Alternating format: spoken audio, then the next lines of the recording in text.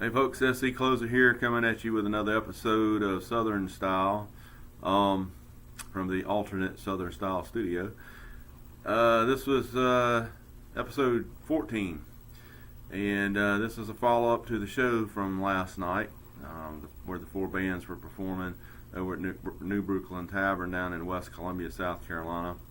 Man, it was a great show, guys. It was a great show. I told you it would be. If you didn't make it, you missed out. A lot of people came out. We had a big crowd, and I'm sure that they were all very pleased that they came out. I think most people had fun. There was not much angst on display, if any at all, and all the bands kind of took the criticisms in stride. Matter of fact, it was pretty much a running joke for the whole evening, and I think it probably helped the turnout because everybody kind of knew that it was just a bunch of bull. But they came on out and supported these bands, and we had a great time. The bands that played, the opening band was Mona Lisa, and they came and started out, and they really rocked the show. Then we had Osara play. They're always great. These are some younger guys, actually, and they did a great job, as usual. So then we had Lowercase Gods play. That's Webb's band, and of course, they really kick butt when they come out and play, and it's always fun to watch them. And then the last band we had was Into the Depths, and they really came out and gave a great show as well. And all of them did a great job. And there was a common theme throughout the evening, because each one of these bands, there's four different bands, you could put them in four different genres. You can label them four different ways. But as most of the band said throughout the evening, and the singer from Into the Depths actually made a point of this when they were performing. So, you can call it what you want, but it's all rock and roll. It's all rock and roll. And it was a rock show. Mona Lisa made that clear when they started, says this is a rock show this evening. And that's what we had. We had a rock show. And we had people there. And I knew there was lots of folks there that were under 21, and we had people on up, 50 plus, easy. So, I mean, it was a wide range of ages, age groups, wide range of different folks, male and female. It was just a great group of music lovers and fans of local music. So it was really a good time. So I'm going to show you a couple clips. I'm going to have to try to splice them in, use some of my video editing magic that I'm learning how to do. But I'm going to show you clips of Mona Lisa, and then we'll do a clip of Osara. Now, these are the two bands that were described as sleaze rock bands, bands that performed basically music reminiscent of the Sunset Strip, sleaze rock style. And I'm going to show you those videos, and you make up your own mind if you think this is what you would call sleaze rock. But anyway, I'm going to put that clip right about here.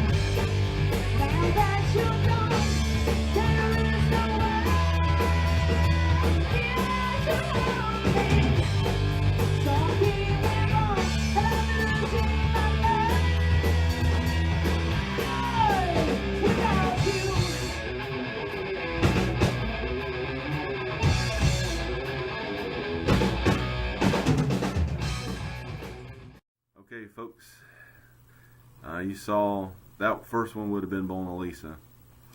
I'm going to do a quick one of Asara here. So I'm going to go ahead and let you see this one real quick, okay? So here's a quick clip of Asara right here.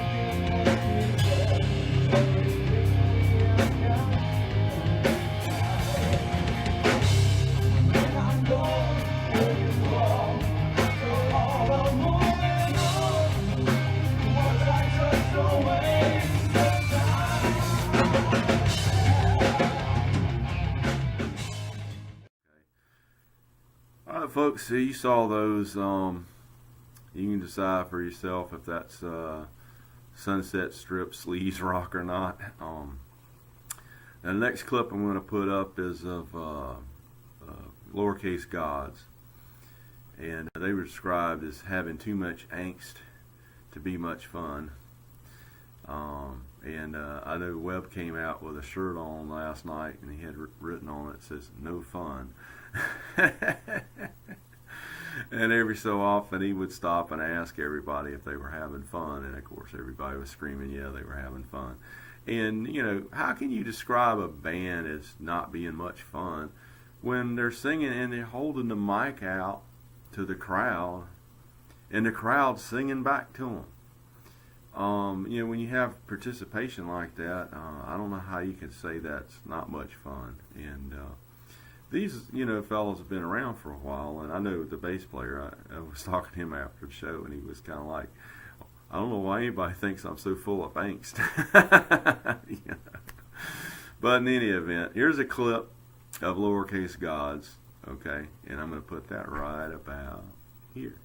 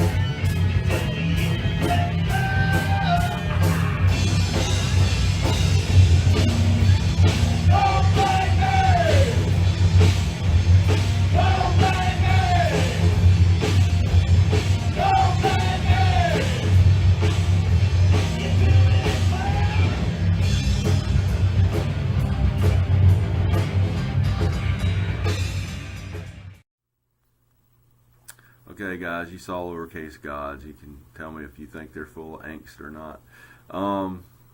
And the last one here is Into the Depths. Okay, and this was the how did that guy describe these fellas, man? Ineffectual attempt at throat metal, I think is what they said. Well, I guess you could call it throat metal. But ineffectual, I would think not. I mean, these guys were great. They'd been around for a while. You know, I didn't really realize it but like I said before, I had never seen them perform before. The guitar player in this band's a fairly young guy. He's actually the nephew of a friend of mine, and I've actually met him before, and I've actually played with him at blues jams. Because he gets out and around, you know, playing. He's an accomplished guitar player. So I thought it was pretty interesting because I saw him at the show. I thought he just came out to watch, and then I found out later he was actually playing in Into the Depths. So anyway, I'm going to do a quick clip of them, and so here they are right here.